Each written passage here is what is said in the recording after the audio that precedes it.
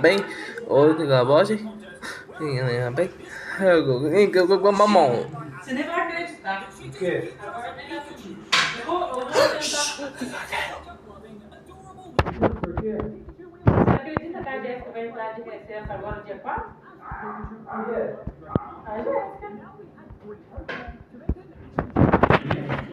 A Jéssica do Povo. Aí eu falei pra. Aí eu vou ver.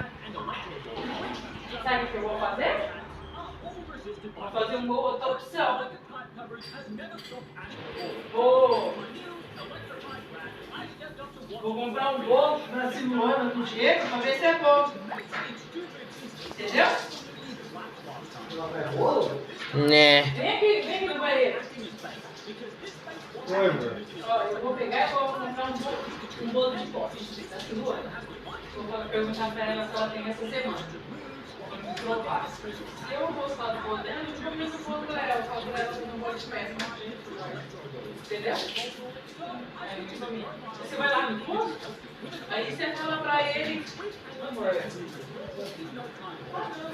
Não foi na cabeça, amor. Não pode nenhuma nem outra. Você vendeu pra quem? Pra quem? Ah, um cara aí. Um cara aí. Nossa. Vou falar o nome do cara aí. O cara aí ou o São da Rosa?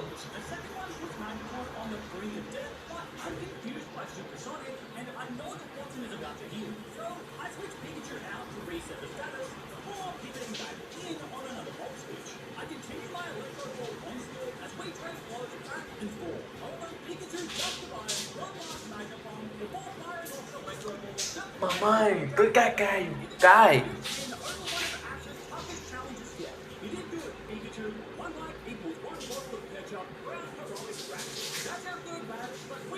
Mamãe.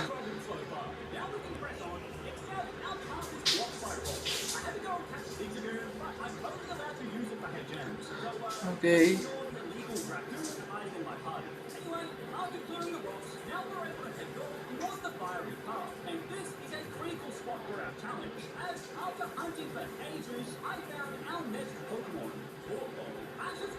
Hello.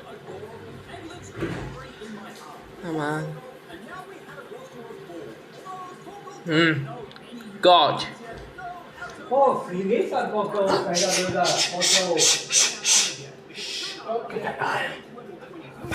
Carregador do quê? Da Ana Cláudia? Não sei. Se o meu pra ela. Ela tem server. Às vezes não.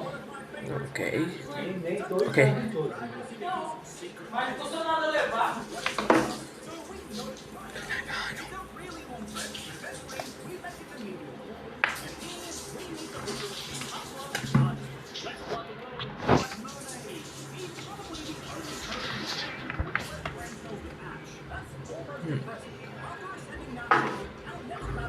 Ok.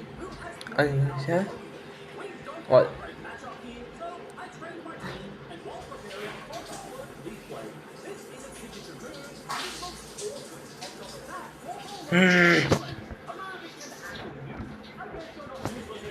Só você pegar o do Jorge. Ok. Ok. Mãe.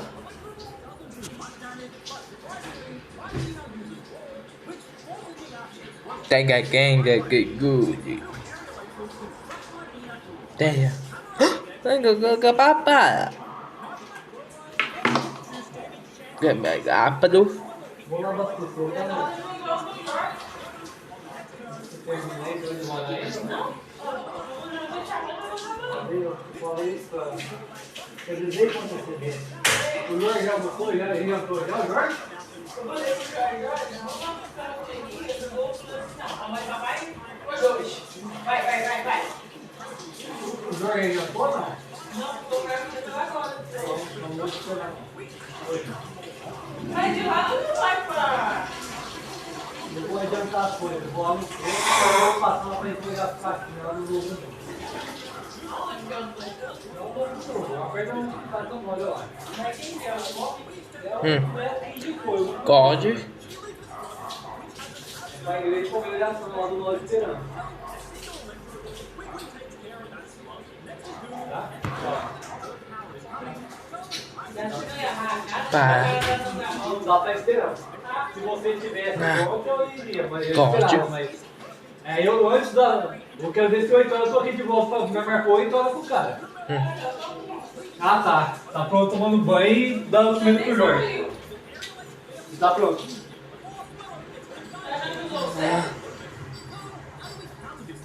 Ixi.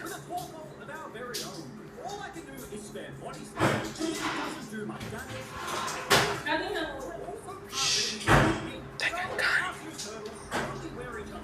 Cadê minha carteira? As a few more body slams eventually finish off the imposter Torkoal. That's Ash's fourth badge secured, and our team was starting to come together. Flattery also gives us the overheat TM, which I immediately teach to Torkoal, finally giving it a fire type move. And from here, we don't slow down at all. As soon as Vou colocar com a pedra. all the way back to Middleburg, the next gym play. This gym is interesting because it's run by our dad. This gym is really scary because Norman has not one, but two Slaking, a Pokemon which has the same stat total as Groudon and Kyogre, while our Pokemon are a little less impressive. I really wasn't looking forward to this. Once again, God. God.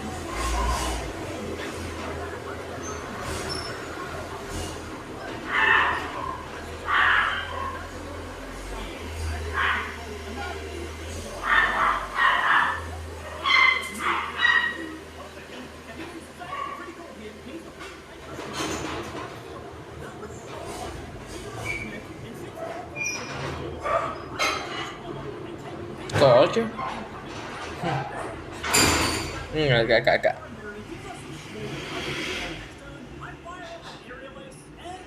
God.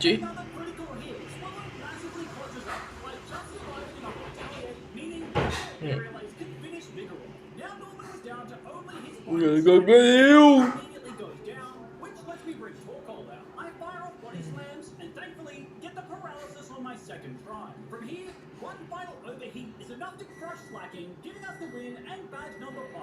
We had so much luck there. Ash's plot armor really is unmatched. Now stay away from my mum. Oh, about that. She left me with some guy who likes rock.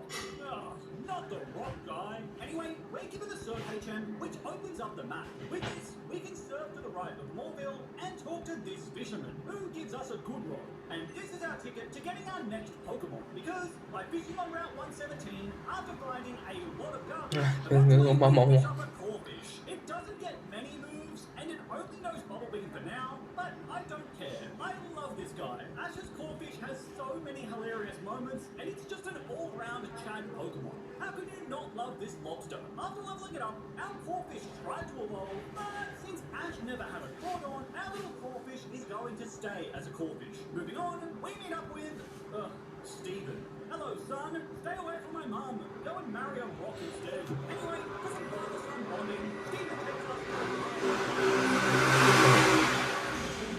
in the Pokemon Heroes movie, Latias falls in love with Ash, disguises herself as a human girl, and then proceeds to kiss Ash. This is so weird, and I have so many questions about this. Anyway, after slapping Team Magma around, we're given a Latios who can Mega Evolve. But since Ash doesn't have a Latios, God. and the all-powerful Mega Jet Pokemon will become an overqualified HM user. After crushing Team Magma in the Weather Institute, we're confronted by May for a rematch. Our last battle was really tough, but while we've gotten stronger, May still has the same 3 Pokemon. So this battle was free, with Pikachu electrocuting Wailmer before Swallow absolutely obliterated her Shroomish, as well as Kabam. I think you should stick to contests, May. Fica com tudo fresquinho é sempre melhor. Aproveite as ofertas válidas em todas as nossas lojas. Alho a cada 100 gramas, R$1,79. Maçã Red importada, R$9,99 o quilo. Queijo mussarela, R$2,99 a cada 100 gramas. Pós-medicação Lucas, 500 gramas, R$11,99. Todos os açúcares e farinhas de trigo com 50% na segunda unidade. Grama duplo malte, 350 ml, R$3,49. Carrefour, alimente o seu melhor. Beba com moderação. It's you again. Leave me alone. If you call me Dad, I'll buy you a VR headset. Thanks, Dad. You're the best. Steven also gives us the Sceptile line. While Mega Sceptile is awesome, Ash never Mega Evolved his Sceptile, so we can't either. Now it was time for Ash to take on the next gym. Once again, we've got an extra Pokemon, and since this is the flying gym, once again, Grovyle will be on the sidelines for the third time in a row. Sorry about that, buddy. Winona leads with her Swellow, so I recreated the showdown from the anime, leading with my very own Swellow. Fun fact, her Swellow was actually a shiny in the show. I go first and immediately hit it for more than half. Winona uses double team, but that's futile since Aeronix can't miss. So one of these on the next turn is enough for our Swellow to establish its balance.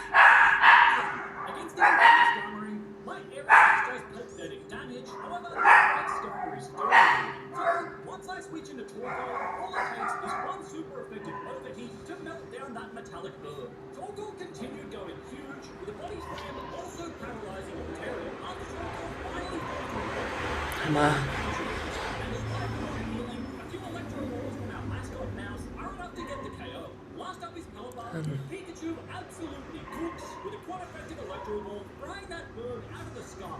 That's Ash's 6th badge, and it felt like we really had some momentum here. Incredibly tough finals on the horizon. Moving on, and on the next route, our team got 2 huge upgrades. First, I was able to find a light ball. By giving this to Pikachu, it gets an enormous increase to its offense. Next up, our Grovyle evolved into its final form, Sceptile. This is hands down one of Gosh. the best Pokemon. Not only is it incredibly cool, but this guy even managed to bring down a legendary Darkrai. What a chat.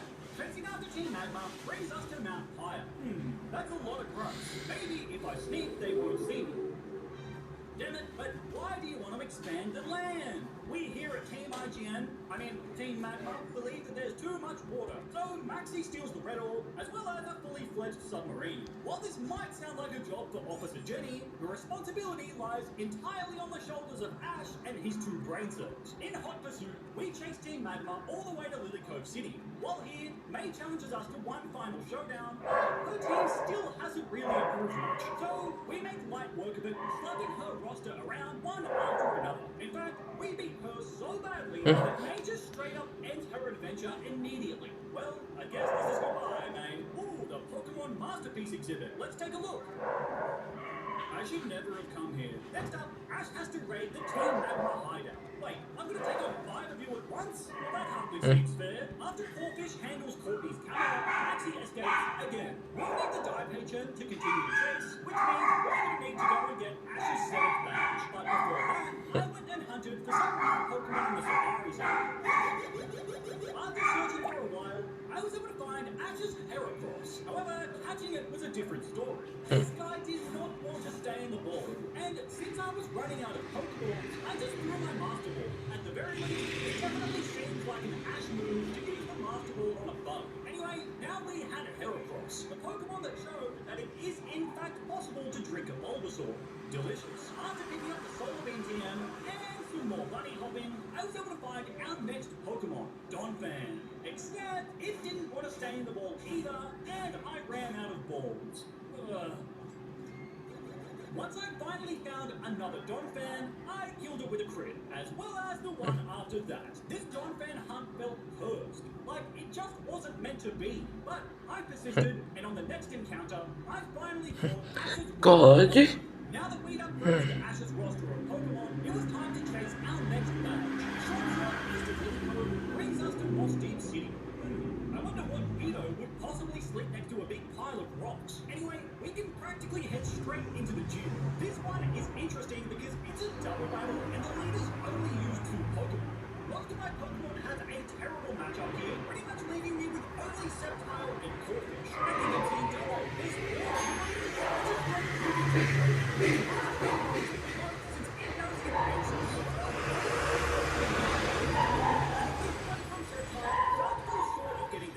The twins then set up a light screen, as well as begin charging Solar Beam with Solar. However, this gives Corphish an opening to finish off Lunatone with a big Bubble Beam. On the next turn, Corphish gets absolutely blasted into the next dimension, hiding from Solar Beam. And Sceptile has the type advantage. With an onslaught of Deadly Leaf Blades, we penultimate badge. After the win, Stephen invites us back to his place to show off his pet rocks.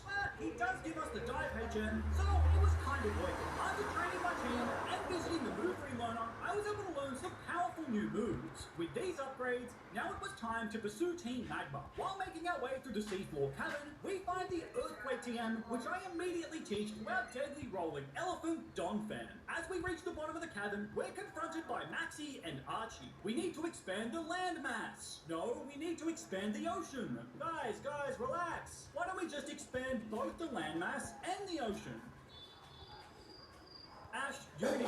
Maxie then forces us into one final showdown. I lead with Torkoal, who can overheat, followed by a flamethrower on the next turn to KO Mylena. Next up is a Weezing, who immediately just blows itself up.